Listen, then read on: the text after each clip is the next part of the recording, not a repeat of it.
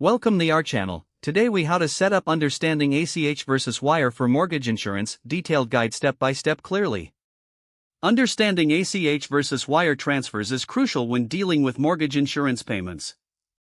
Let's break down the differences to help you choose the best option. Begin by familiarizing yourself with ACH transfers. ACH stands for Automated Clearinghouse. This method enables electronic payments directly from your bank account. Next, consider how ACH transfers work. They typically take 1 to 3 business days to process. ACH is usually less expensive than wire transfers. Now, let's discuss wire transfers. A wire transfer is a direct electronic transfer of funds. This method is faster, often completed within the same day. However, wire transfers usually incur higher fees. Now that we know the basics, it's time to evaluate your needs. Determine how quickly you need the payment to be processed. If immediate payment is essential, a wire transfer may be your best choice.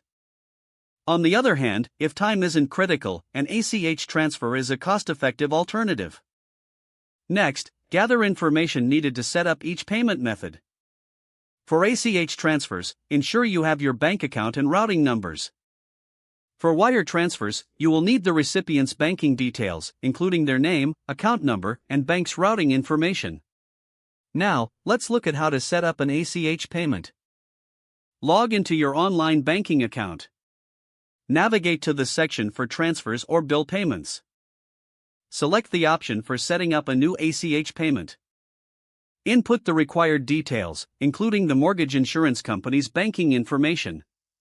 Review the information carefully to avoid mistakes. Once confirmed, schedule the payment for the required date. Now, let's move on to wire transfers. Visit your bank's website or app. Don't forget to like this video and subscribe to our channel for more step-by-step tech guides.